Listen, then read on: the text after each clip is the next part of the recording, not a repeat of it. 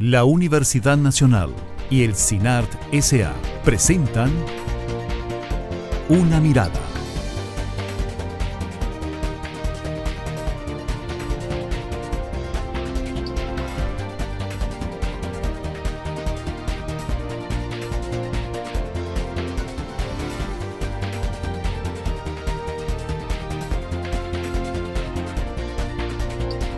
Una Mirada. Hoy,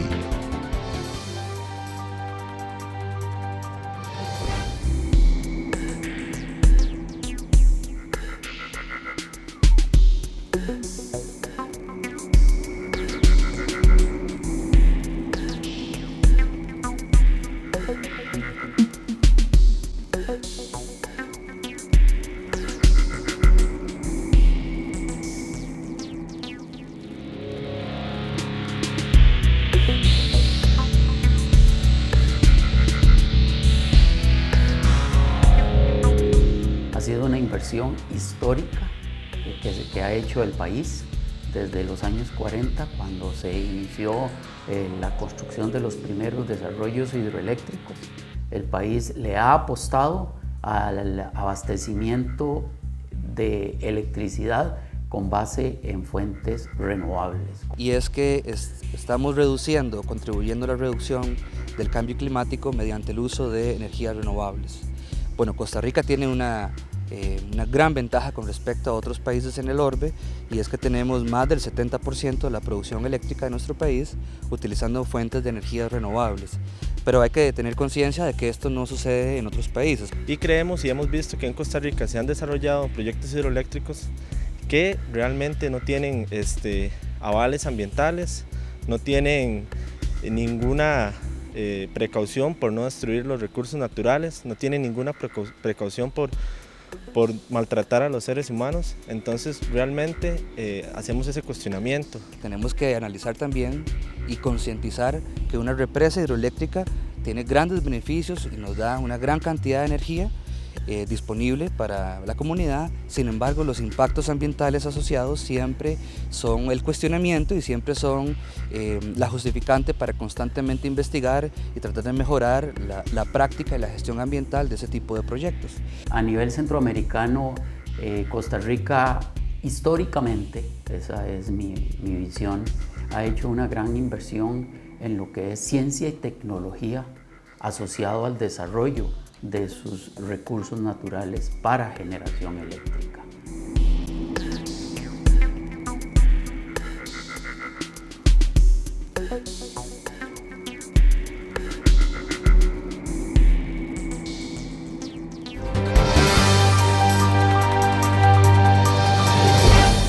Hola, ¿qué tal? Bienvenidos a una edición más de Una Mirada, el programa de la Universidad Nacional y el CINART S.A. Hoy con el tema de energías amigables con el ambiente. Mi nombre es Maribel Quiroz Jara y le acompañaré en la siguiente hora en el análisis de este tema, porque definitivamente en materia de energía Costa Rica tiene muchos avances, pero también muchos retos, y parte de esos retos nos involucran a cada uno y cada una de nosotros.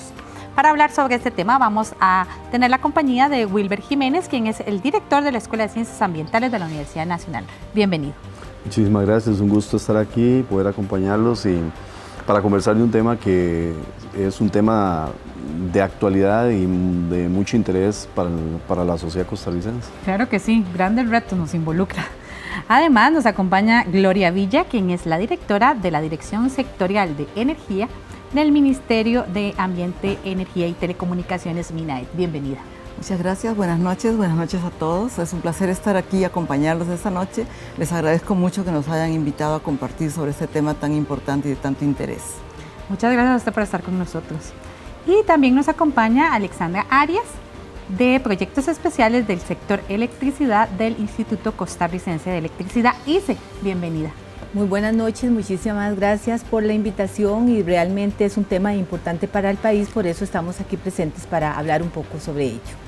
Sí, definitivamente cuando a las y los costarricenses nos hablan de que suben los precios del petróleo, de lo que significa la producción de la energía eléctrica, muchas veces tal vez la gente no toma una verdadera conciencia de lo que esto significa tanto para cada uno de nosotros como personas, pero también para el país y para el mundo. Por eso es que hoy queremos hablar de esto, de energías limpias, energías amigables con el ambiente, energías renovables, en fin, es un concepto bastante amplio y por eso quisiéramos que ustedes nos ayuden a explicarle a la gente qué entendemos por energías limpias. Tal vez, don Wilber, usted puede iniciar tratando de orientarnos un poco en qué consiste este tema. Bueno, el concepto energía limpia está asociado fundamentalmente a la fuente que genera esta energía. Entonces, cuando hablamos de energía limpia, se refiere a energías que, por lo general, casi la mayoría de las cosas son renovables y que además, por lo general, que esa es la premisa que se busca, es que generen el menor impacto posible ambiental, o sea, que no generen efectos adversos, desechos o sustancias que puedan generar problemas ambientales. Entonces, hablamos de energías limpias refiriéndonos a este conjunto de tecnologías, de energías que pueden efectivamente depender de sí mismas, se pueden renovar, pero además de eso minimizan el impacto ambiental. ¿Cuáles serían estas energías? ¿De cuáles estaríamos hablando? Bueno, básicamente tenemos las energías que están disponibles en la naturaleza, como el agua, el sol, el viento, y también se incorpora a este grupo de energías limpias algunas aplicaciones que tienen que ver ya, que no son energías primarias, pero por ejemplo la utilización de los desechos que están producto de la actividad agrícola, que se pueden utilizar y transformarlos de un desecho, como es realmente tratado y que puede ser tirado o dejado en el campo, convertirlo a una opción energética. Ahora que también en este concepto de energía limpia, ahora más recientemente también tenemos que ver el tema del cambio climático, porque también depende mucho del uso que se le da a esa energía, la posibilidad de producir o no más o menos contaminantes, que también es un tema clave en este tema. Ahora, ¿cuál es la diferencia entre energías limpias o renovables y las energías que hemos utilizado tradicionalmente en el mundo hasta la fecha? Costa Rica es un país que ha sido bendecido por la naturaleza. Poseemos una gran cantidad de fuentes renovables de energías limpias y en general en nuestro país se genera la electricidad con fuentes limpias. Tenemos agua, como decía doña Gloria, tenemos también viento, tenemos geotermia, tenemos energía solar que en este momento se están aprovechando aquí en el país. A nivel del mundo, pues hay otros países que tienen que generar su electricidad con fuentes que no son limpias. Estamos hablando de carbón, estamos hablando de petróleo, por ejemplo, en grandes cantidades para la generación de electricidad. Ahora, el país se ha propuesto que para aproximadamente el 2021, después, el 100% de nuestra producción eléctrica va a ser con energías renovables.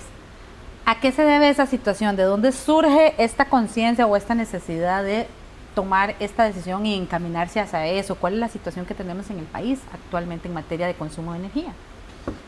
Bueno, tal vez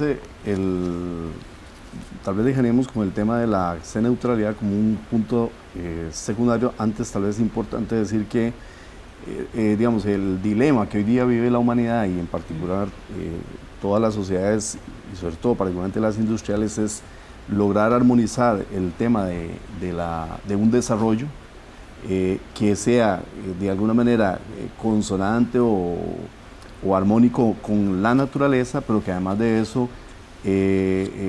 utilice fuentes de energía que efectivamente cumplan con ese triángulo. Yo pienso que ahí está centrado.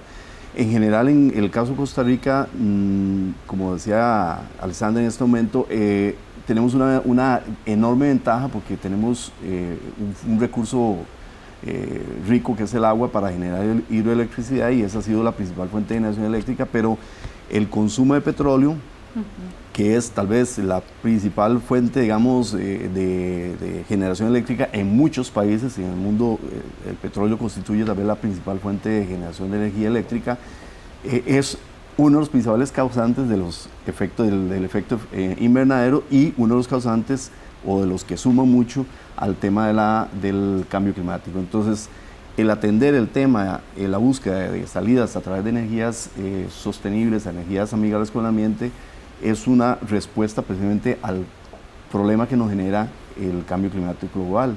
Entonces, cuando se habla de esa neutralidad, precisamente el país se propone el reto de hacer un salto en la búsqueda de hacer una balanza equilibrada entre emisiones y capacidad de almacenar o capturar esos gases que se emiten, precisamente responde a este concepto de cómo de alguna manera atenuar los efectos que estamos generando alrededor del tema del cambio climático.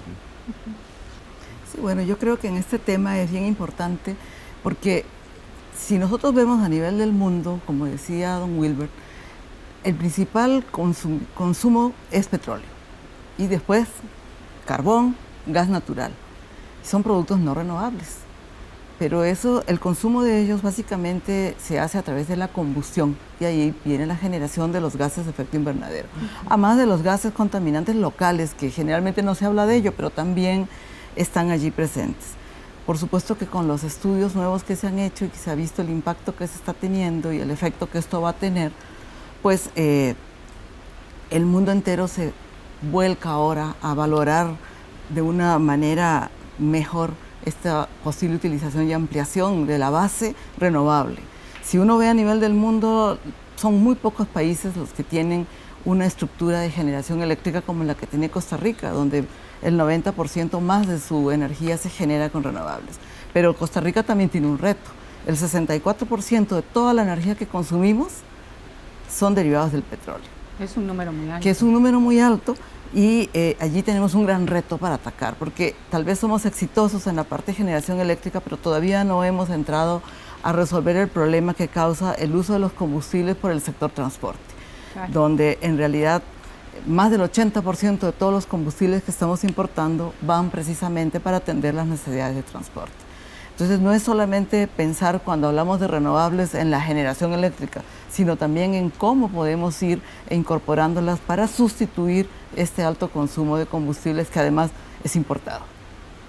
Yo creo que un punto muy importante porque el país está retomando muy a fondo el tema de las energías limpias, energías renovables, es que el Estado tiene políticas que ha definido sobre el tema. O sea, lo que hablaba don Wilber del tema de ser carbono neutral para el 2021, también tiene el reto de estar el país 100% electrificado, tiene el reto que esa electrificación se haga con energías limpias. Entonces, esas políticas que se han definido en el Estado son muy importantes para que en las diferentes organizaciones del país pues estemos trabajando en pos de llegar a lograr esos objetivos.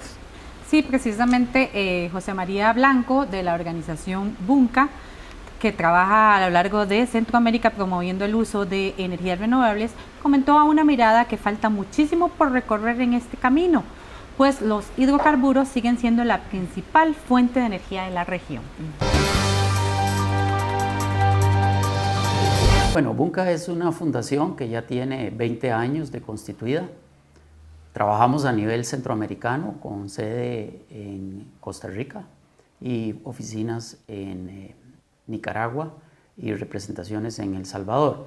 La fundación ha venido trabajando en la facilitación de varias áreas que promuevan el uso sostenible de los recursos naturales para generación de energía, caso de generación eléctrica, y también el uso sostenible en torno al uso final de la electricidad, lo que se conoce como eficiencia energética.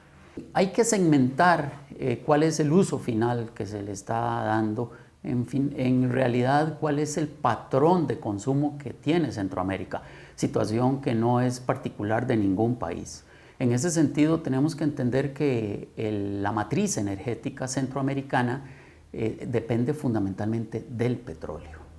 Petróleo para atender esa demanda de la flota automotriz, de los motores de combustión interna, donde hay una gran dependencia tecnológica. Del balance total de energía, la región está utilizando en hidrocarburos importados principalmente un 65%. Y existe en promedio, depende de los países, pero en promedio podemos hablar de un 20% que es atendido por energía renovable. Podemos decir que a nivel centroamericano es la energía de origen doméstico. Definitivamente un tema que no solo nos interesa a nosotros, sino es un tema regional, mundial. Ahora, de todo este panorama que ustedes estaban presentándonos, podemos decir que Costa Rica, independientemente de las políticas y acciones que se vayan a desarrollar o se tengan que desarrollar, podría autoabastecerse con toda la riqueza que tiene en materia de energías limpias, o es un proceso en el cual pues, tenemos que seguir trabajando, como dice? Bueno, definitivamente yo creo que hay mucho que recorrer aquí en este camino, porque si bien es cierto, tenemos un alto consumo de combustibles, lo cierto es que lo consumimos en transporte y nosotros no producimos tecnología. La tecnología de transporte todavía está muy orientada hacia lo que es consumo de combustibles fósiles tradicionales y todavía por muchos años más será así. Entonces, a nivel del mundo lo que se ve es que va a haber una evolución hacia autos híbridos, hacia autos de GLP, buscando menor contaminación, aunque también es un combustible, viene por supuesto el petróleo, ¿verdad? Pero pasando luego a los autos eléctricos, y ahí es a donde Costa Rica tiene una posibilidad para transformar su parque vehicular poco a poco hacia energías más limpias primero, eventualmente electricidad, y más adelante a otras tecnologías como la de hidrógeno, celdas de combustible, etcétera, que esperamos que pronto estén disponibles a precios competitivos. Ahora bien, el reto entonces sigue estando para nosotros. ¿Cómo hacer y cómo garantizar que esa energía de combustibles que se transforme a ser cubierta por electricidad, la cubrimos con renovables y no con electricidad que provenga de derivados del petróleo? Porque como bien decía don José María en el video que acabamos de ver, todo Centroamérica tiene esa problemática, ¿verdad? Pero lo que no dijo él es que donde nos diferenciamos de los demás países es que ellos generan entre el 40 y el 60% con combustibles fósiles la electricidad, mientras nosotros solo lo usamos en menos del 10%. Sí, ese es uno de los tantos retos de los que vamos a conversar en este programa, pero ahorita vamos a ir a una pausa. Quédese aquí en Una Mirada, que ya regresamos.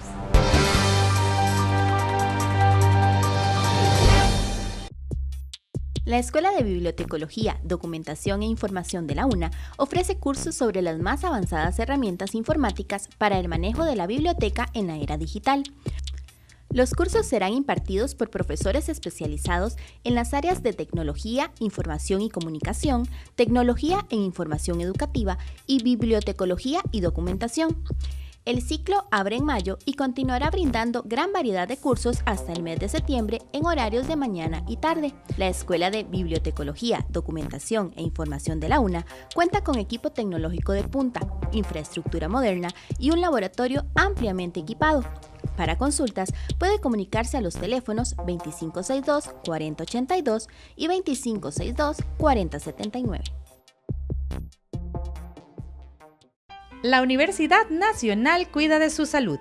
Por eso, del 30 de mayo al 1 de junio de 2012, realizará su tradicional Feria de la Salud, en la cual se ofrecerán servicios como mamografías, radiografías digitales, ultrasonidos, exámenes de laboratorio, así como consultas médicas generales y especializadas, todo a precios muy accesibles.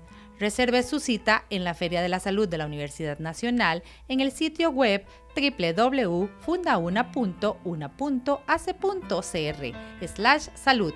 Visítenos y disfrute de actividades varias para la prevención y promoción de la salud.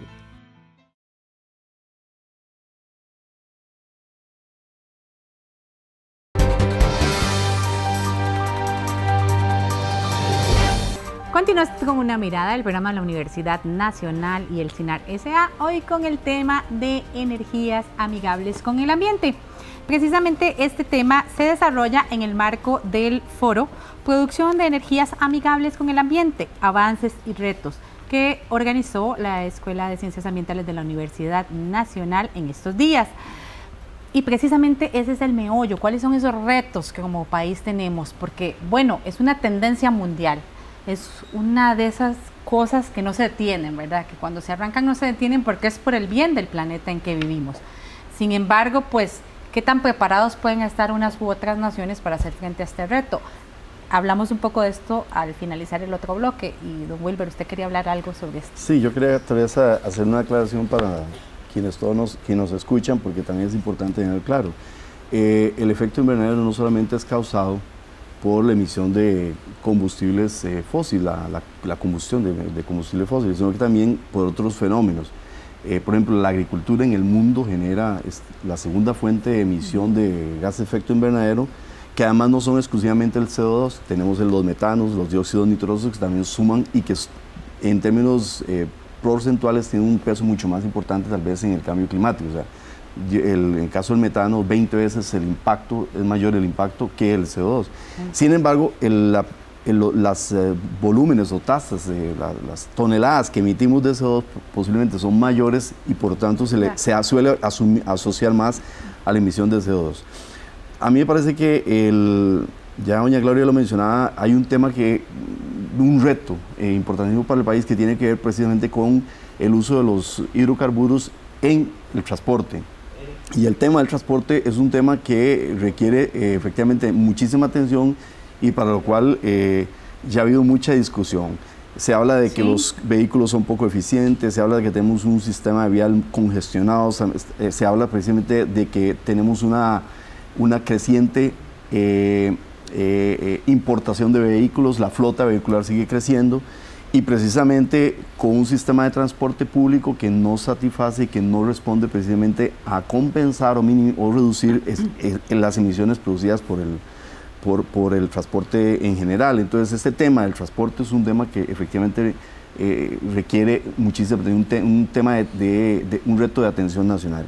Por otro lado está, por un lado, si bien es cierto, la tasa de la demanda está creciendo, porque está creciendo en el tema de consumo de los hidrocarburos, también por otro lado, los hábitos en la cultura de los costarricenses están muy asociados a esa demanda. De otras maneras, el consumo, los costarricenses tenemos un hábito de consumir y estamos creciendo en el consumo. Entonces, otro reto es cómo hacer cambios en la cultura del consumo de energía precisamente para trabajar la otra gran vertiente del problema, que es el consumo y no solamente la oferta, la demanda.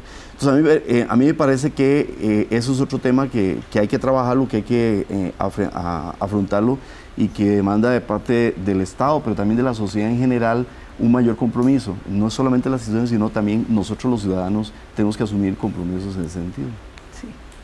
Sí, definitivamente. Yo creo que uno tiene que ser consciente de que no se desarrollan los proyectos energéticos porque nos guste desarrollarlos, sino porque alguien en la sociedad demanda la energía que ellos están produciendo. Entonces, desde esa perspectiva hay una responsabilidad muy importante de todos y cada uno de nosotros. Y por eso el reto aquí es cómo hacer que el uso de la energía sea racional, pero también eficiente. Igual por el lado de la oferta, cómo hacemos para producir energía en forma racional, usando los recursos renovables, pero también queremos energía que sea de calidad, que esté disponible en el momento que la necesitamos y que además sea barata. Entonces hay que conjuntar todos esos intereses para tratar de avanzar en un desarrollo donde definitivamente tenemos que tener claro de que las fuentes renovables y en especial las renovables no tradicionales no son necesariamente las más baratas desde el punto de vista económico, pero que a la larga, en el largo plazo, nos van a seguramente a dar realmente la posibilidad de ese éxito en las metas que nos estamos trazando, no solamente de desarrollo energético, sino también de las de cambio climático y la conservación ambiental, que es tan importante para un país como Costa Rica, que se ha destacado en eso por años. Yo creo que aquí un punto muy importante es que nosotros los costarricenses tenemos que tener muy claro que el kilowatt hora, por ejemplo, hablando de electricidad, que nosotros ahorremos es mucho más barato que el país pueda generar, ¿verdad? Entonces todos tenemos que hacer un esfuerzo, no solamente en la parte de combustibles, no solamente el tema de transporte, sino que en el tema de electricidad también todos tenemos que aportar para poder hacer un uso realmente eficiente de la energía que estamos requiriendo. Ahora, ¿cuáles serían las energías renovables en las que el país tiene mayor fortaleza? O sea, las que podríamos estar ya trabajando, como el caso hidroeléctrico, o en su defecto empezar a desarrollar con el tiempo suficiente para que, como usted dice, que tal vez esos proyectos que hay que implementar y que requieren recursos, en un mediano plazo pues nos den los frutos que requerimos. Bueno, nosotros tradicionalmente para electricidad usamos agua, geotermia, eólica o la fuerza del viento.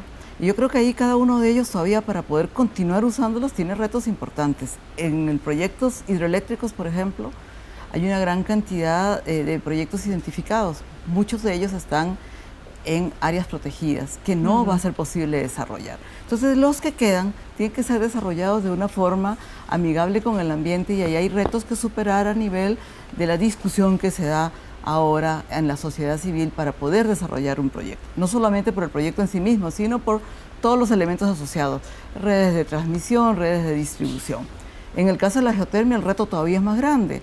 Todo el recurso geotérmico está ubicado en los parques nacionales que son volcanes, porque allí es donde está ese recurso, 2 kilómetros a la redonda de cualquier volcán es parque nacional. Entonces allí también hay un reto, encontrar ese equilibrio entre la conservación y el desarrollo que nos permita hacer uso de esa energía que ahí está. ¿Verdad? Sí, precisamente sobre ese tema que usted mencionaba de la sociedad civil, hace varios meses venimos escuchando grupos organizados, ¿verdad?, que consideran que no deben desarrollarse este tipo de proyectos en zonas protegidas o en territorio indígena. Precisamente uno de ellos fue Carlos López, miembro de la Comisión de Asuntos Ecológicos de la Federación de Estudiantes de la Universidad Nacional, quien conversó con Una Mirada y criticó el desarrollo de empresas hidroeléctricas que considera causan un grave impacto social y ambiental en las comunidades que los albergan, especialmente en los territorios indígenas.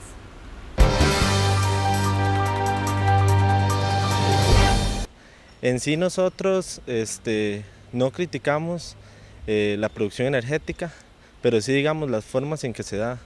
Hablamos de que las energías hidroeléctricas se producen a partir de ríos, de cuencas, de las cuales las cuencas están formadas por un sinnúmero de factores que abarcan los humanos, los animales, las plantas, el desarrollo económico que se da a partir de la cuenca. Y creemos y hemos visto que en Costa Rica se han desarrollado proyectos hidroeléctricos que realmente no tienen avales ambientales, no tienen ninguna precaución por no destruir los recursos naturales, no tienen ninguna precaución por maltratar a los seres humanos. Entonces realmente hacemos ese cuestionamiento. Si nos ponemos a ver a nivel mundial, el impacto que tienen las represas hidroeléctricas en la capa de ozono es de un 20%. Vemos cómo realmente ese modelo de energías limpias a las que llamamos y a las que la gente de este país se le hace creer, realmente no son limpias. Entonces, criticamos la forma que se han desarrollado y además criticamos que se sigan poniendo proyectos en marcha cuando realmente no hay una necesidad energética, sino que tenemos necesidades comerciales al exterior de este país. ¿Necesarias o no necesarias? ¿Está esto planificado realmente o no? Un tema aquí muy importante es que la energía que el país planifica es energía que el país requiere.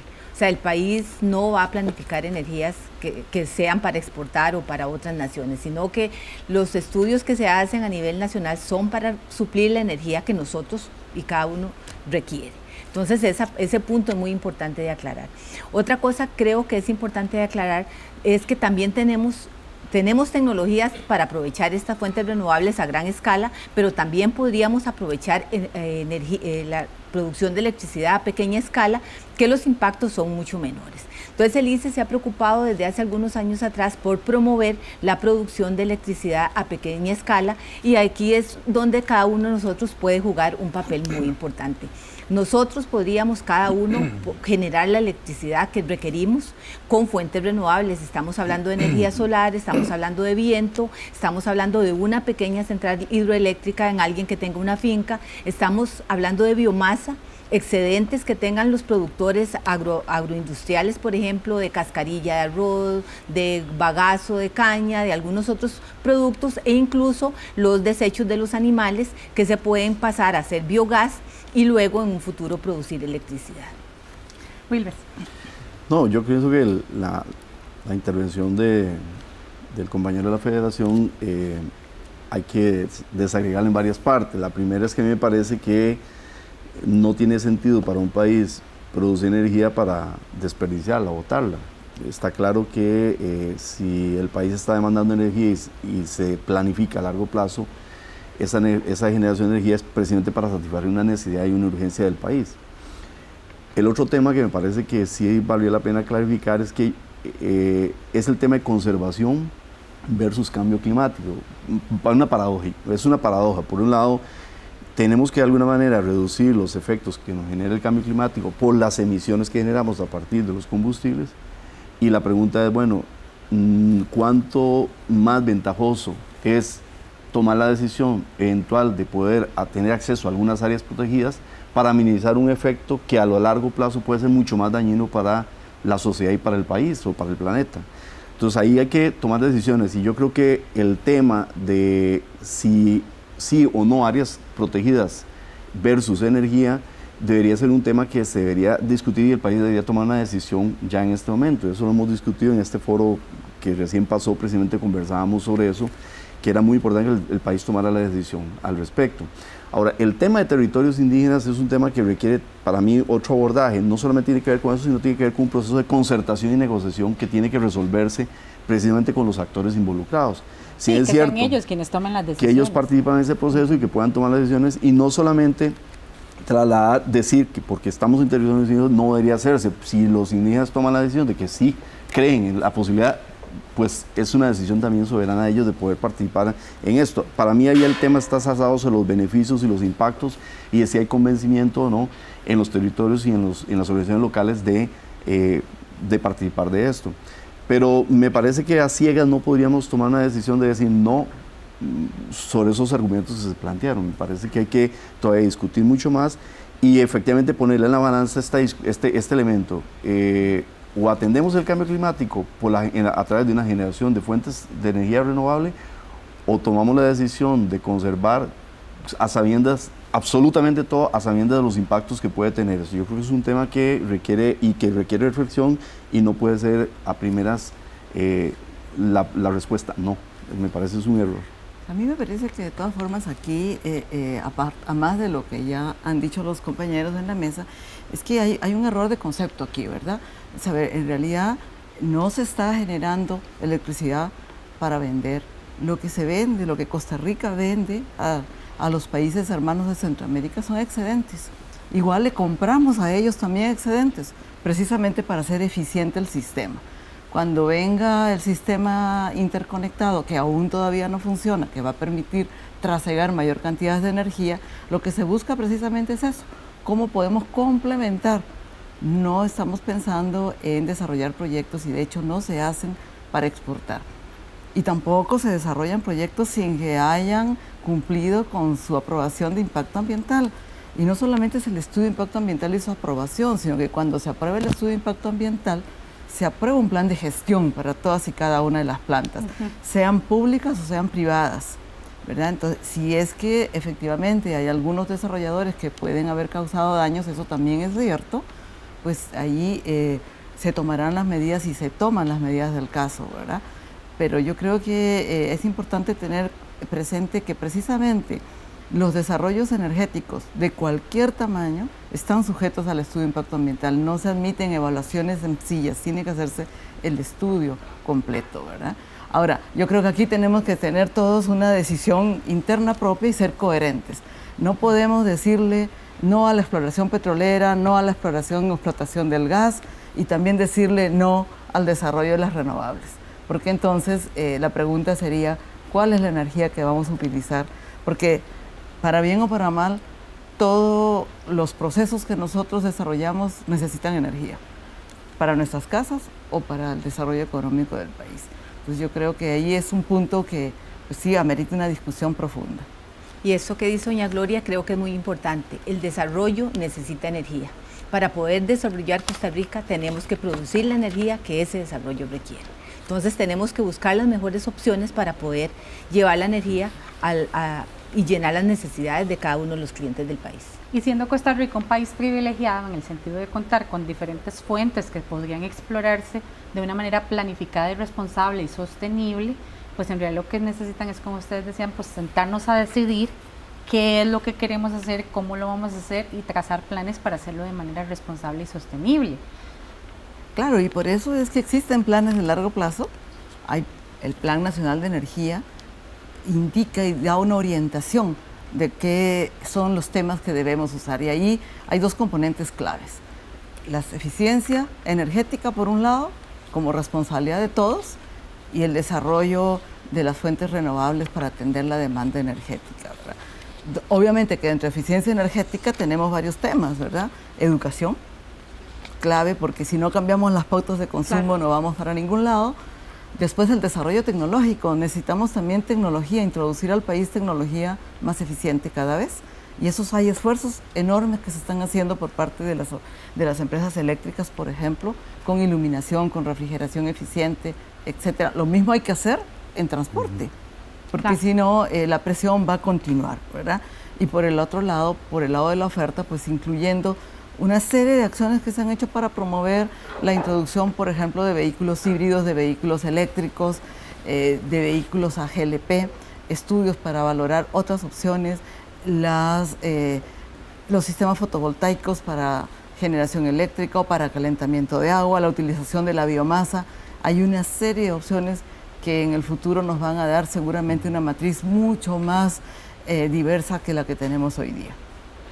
Ahora, ¿qué nos hace falta para que esas opciones se vuelvan viables? Porque, por ejemplo, el tema de la energía geotérmica es algo que conocemos desde hace muchísimo tiempo. Sin embargo, como ciudadanos y ciudadanas, tal vez uno percibe que no es un tema que se esté tomando en serio. Me explico, o sea, hay discusión al respecto, pero no sé, no se siente como que vaya caminando tanto como uno ve lo de la energía eólica, ¿verdad? Que ahora pues uno ve gente que está interesada en la generación privada y se están desarrollando los proyectos y la gente va y los visita, el tema hidroeléctrico que se ha venido fortaleciendo en lo público y lo privado, y otras cosas que se están en el asunto solar, ¿verdad? Pero en el tema de los volcanes, que es una riqueza que tenemos, ¿verdad? Aparte de turística, una riqueza natural increíble, pues, ¿qué tanto deberíamos ir avanzando en esa línea? Bueno, nosotros pensamos que esa es una línea clave para el país. La energía geotérmica tal vez es la energía que tenemos allí, que es precisamente base para el sistema. Es una energía que se puede aprovechar las 24 horas del día, los 365 días del año. No tiene los problemas de la energía hidráulica, que en épocas secas se reducen los caudales. Tampoco la del viento, que en la época cuando no hay viento, pues no hay generación. Entonces allí hay decisiones.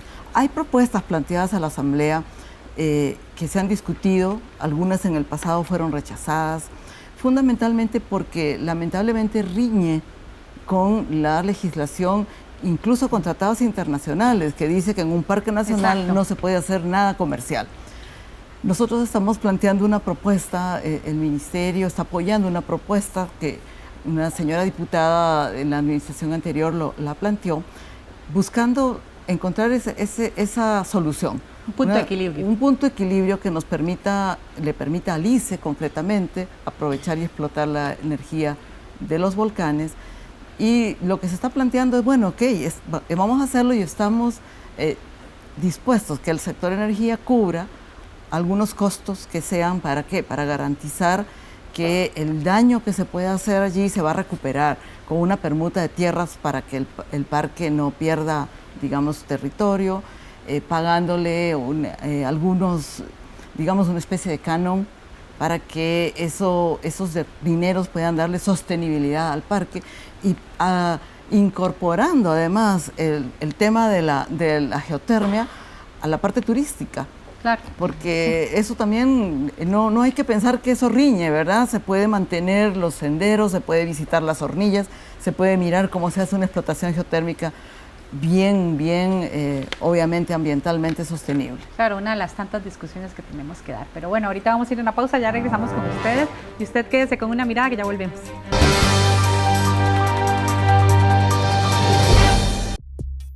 La Escuela de Bibliotecología, Documentación e Información de la UNA ofrece cursos sobre las más avanzadas herramientas informáticas para el manejo de la biblioteca en la era digital.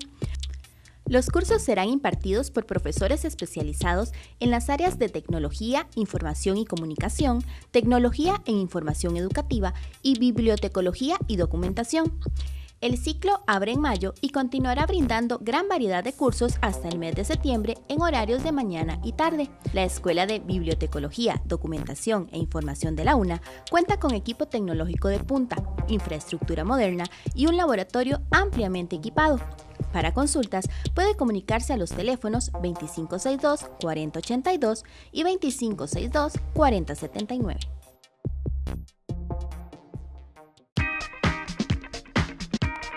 Ahora todo será más rápido, accesible y cómodo con la biblioteca electrónica de la Facultad de Filosofía y Letras, Scriptorium, donde se podrán consultar más de 500 documentos como revistas, periódicos, libros, ensayos y discursos, entre otros. No se complique, ingrese a nuestro sitio web o a nuestro Facebook con el nombre Scriptorium y tenga acceso inmediato a producciones de alta calidad.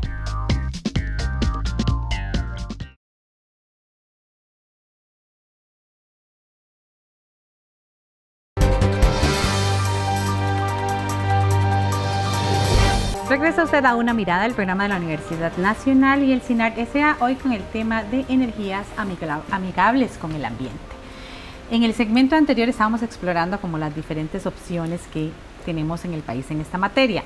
Ahora, ustedes mencionaban un punto importante en materia de retos, es el tema del desarrollo tecnológico, porque desarrollar este tipo de energías pues no es barato y requiere inversión que facilite no solo el desarrollo pues de estas tecnologías, pero también tiene que ir acompañado con un componente de investigación para apropiarnos en el país de estos desarrollos y no depender pues de lo que se esté haciendo en otras naciones.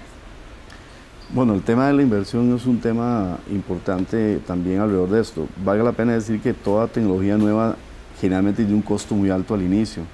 Cuando nosotros tuvimos las primeras computadoras hace algunos años, nos acordábamos que comprar un computador era sumamente costoso. Hoy día podemos comprar prácticamente computadoras a una cuarta, quinta parte del precio original. ¿Por qué? Porque el mercado desarrolló miles de opciones y posibilidades en diseños, modelos, y se abarataron todos los costos de producción de esos tipos de equipos. Precisamente el innovar con tecnologías de estas tiene al inicio un costo elevado. Es el caso particular, por ejemplo, de las fuentes de energía, de las tecnologías para utilizar la energía solar, es un caso concreto. O sea, todavía los costos en el uso de la energía solar siguen siendo costosos. Hace unos años era más caro, hoy día es un poco más barato, hoy hay más empresas ofreciendo paneles fotovoltaicos para poder utilizarlos en el consumo doméstico y algunos con fines comerciales, pero siguen siendo costosos. Posiblemente en unos años, cuando se masifique más, el costo va a bajar. Pero ciertamente la inversión, cuando hablamos de inversión para no satisfacer solo la necesidad de una casa, una pequeña empresa, sino que estamos hablando a nivel nacional, estamos hablando de cosas diferentes, estamos hablando de inversiones, que es un tema que también requiere ser discutido, porque ahí pone en tensión nuevamente otra discusión. Si el país no puede endeudarse o no puede adquirir créditos, por lo menos de la dimensión que posiblemente se requieran, habría que ver si se tiene que entrar en modelos de cogestión, de cogeneración, de coinversión, precisamente para resolver este problema. Entonces, tema de inversión es un problema crítico también que debe ser abordado y que está asociado al tema del desarrollo tecnológico para solventar precisamente la estructura de costos, digamos. Sí, y un ejemplo de este desarrollo tecnológico que se puede desarrollar está tanto en las universidades estatales como en algunas instituciones públicas que se han especializado en estas materias. Por ejemplo, en la Universidad Nacional, desde hace 3 décadas se viene desarrollando un proyecto de producción de energía solar. El investigador de la UNA, Rolando Madrid, comentó a Una Mirada todo lo que han logrado en este trabajo.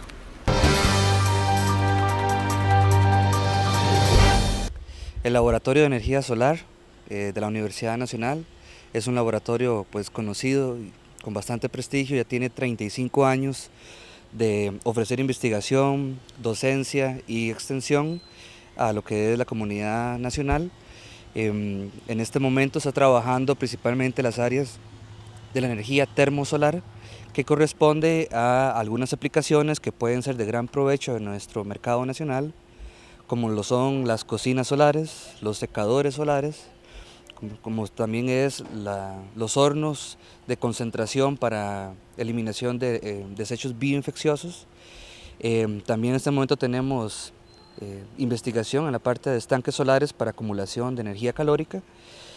Otras aplicaciones que estamos investigando y aplicando y mostrando al público constantemente es la energía fotovoltaica En este momento tenemos una casa demostrativa donde la cocina, el microondas, algunos elementos de uso común en la vivienda son alimentados con energía fotovoltaica. Ahora, el alcance es a nivel nacional.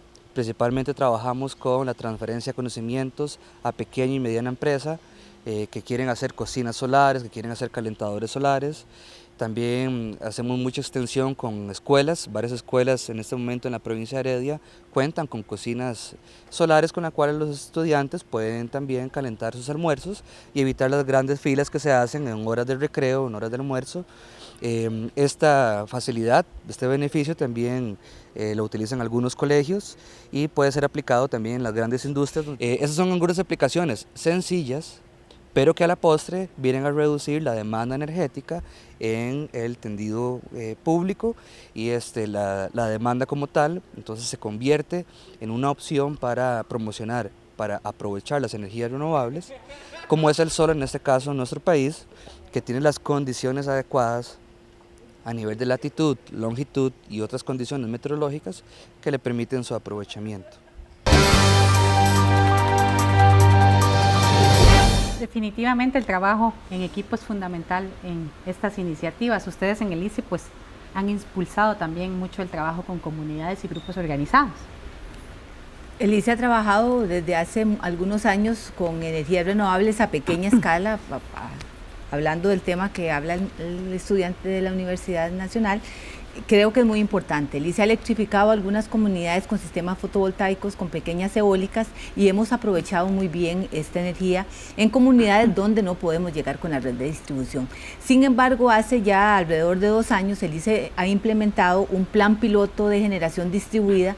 Cuando hablamos de generación distribuida estamos hablando de pequeños productores que se pueden conectar a la red de distribución y entregar a la red el exceso de energía que tengan. Entonces estamos hablando de que el cliente del sistema eléctrico está jugando un papel totalmente diferente al que jugaba en épocas anteriores.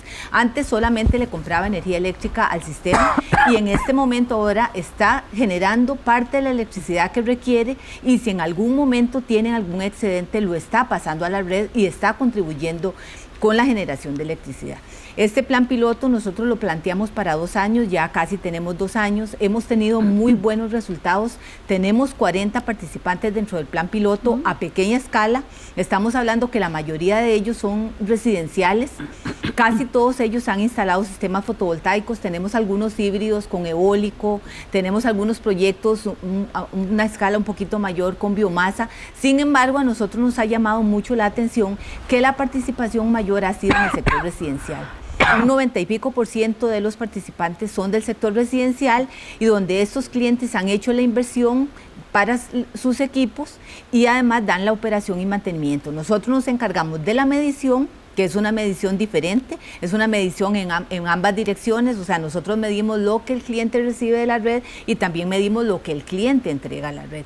En este momento no hay una tarifa para esa electricidad, sin embargo hacemos un intercambio de energía. ¿Esto qué significa? Que nosotros como organización le estamos sirviendo al cliente de batería para que en un momento que él tenga faltante de electricidad pues pueda aprovecharla. Creo que iniciativas como estas, todos los clientes podrían utilizarlas, o sea, tratar de generar su electricidad y un punto muy importante que hemos encontrado con estos clientes es que todos ellos se preocupan por hacer un uso muy eficiente de esa energía. ¿Por qué? Porque ya ahora no solamente está comprando energía, sino que la está produciendo. Claro. Entonces se preocupa mucho por hacer un uso muy eficiente de esta energía que produce. Sí, este tipo de iniciativas se promueven desde también las políticas que el MINAED ha puesto en funcionamiento, porque como bien se decía, son costosas. Han ido evolucionando, gracias a Dios, a costos más bajos, pero también impulsado por incentivos, ¿no? Estos elementos para los paneles fotovoltaicos y los paneles en sí mismos no están pagando impuestos de ninguna naturaleza, como una forma de promover que cada vez más personas se interesen en este tipo de aplicaciones, ¿no? Nosotros creemos que ahí hay un futuro enorme y creemos que de este plan piloto segurísimo que vamos a pasar a un programa a nivel nacional. Esto es bien importante porque todo este autoconsumo que haga cada uno de los consumidores va a hacer que se presione menos sobre la necesidad de construir nuevos proyectos, porque la demanda entonces del sistema se va a reducir. Si bien es cierto, hay que mantener igual un respaldo del sistema y este tipo de seguridades para que los clientes no se vayan a quedar sin electricidad por alguna falla local, pero definitivamente este tipo de iniciativas van a contribuir a este proceso en el futuro.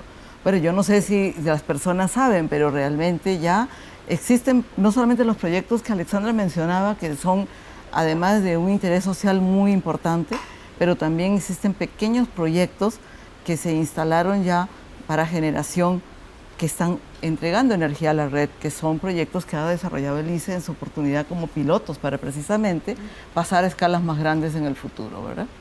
Ahora, definitivamente una palabra clave que hemos escuchado a lo largo de todo el programa es el tema de la educación, porque como ustedes dicen, nada hacemos en invertir, en trabajar en conjunto, en generar nuevas fuentes de energía renovables y la gente pues sigue gastando y gastando como si, no sé, como si botara de las piedras, por decirlo de alguna forma, ¿verdad? No hay una conciencia en las y los costarricenses sobre la importancia de no gastar tanto las energías. Bueno, ese es cuando yo introduje mi primera intervención, decía que esa era la otra parte del binomio que había que enfrentar, es el tema del consumo. Y precisamente el consumo pasa por cosas que hemos hablado, y a veces es muchos cortos y materiales que se generan diciendo no deje abierta la llave cuando se está lavando los dientes. Bueno, exactamente lo mismo. Si usted tiene la luz prendida y no la está utilizando, pues apáguela. Si no está utilizando, maximice el uso del calor de la cocina eléctrica, apagando previamente antes de terminar de cocinar para aprovechar al máximo. O sea, hay miles de formas, y yo creo que una nueva cultura sobre consumo puede tener un efecto muy importante precisamente en reducir esta demanda tan fuerte sobre la inversión en proyectos de generación eléctrica. Yo lo decía Alexandra hace un rato cuando decía es más barato economizar a través de ahorrar que producirlo, y yo creo que eso es lo más correcto. Entonces educación es muy pero muy importante precisamente para solventar parte de este problema. Yo quería cerrar nada más diciendo que a mí me parece que como una conclusión de esta conversación, es que si uno ve la agenda que las organizaciones del movimiento ambientalista han planteado en materia de desarrollo energético, yo creo que hay mucha coincidencia. Cuando uno ve los postulados, modelo energético sustentable, ¿qué estamos hablando? Bajo consumo de fuentes de energía importada, que se traduce en una economía para el país en términos de divisas, bajo costo ambiental. Por otro lado, definición de áreas de prioridad donde deberían y no deberían hacerse, eso es un tema que hay que resolverlo. El tema del consumo energético eficiente, hemos estado hablando precisamente de estas cosas aquí, es parte de esa agenda que ellos plantean, y que me parece que no hay tanta contradicción salvo entrar a definir efectivamente claramente hacia dónde queremos caminar. Bueno, definitivamente tenemos mucho que hablar sobre este tema, pero desgraciadamente se nos acabó el tiempo. Muchísimas gracias a ustedes por acompañarnos aquí en Una Mirada, y a usted por estar con nosotros una vez más. Les recuerdo que puede buscar más información sobre nuestros programas en www.una.ac.cr/multimedia, y también puede buscar nuestros perfiles Una Multimedia en Facebook, Twitter y YouTube, donde usted también puede ver los programas completos. Muchas gracias por acompañarnos, lo esperamos la próxima semana con más aquí en Una Mirada. Hasta pronto.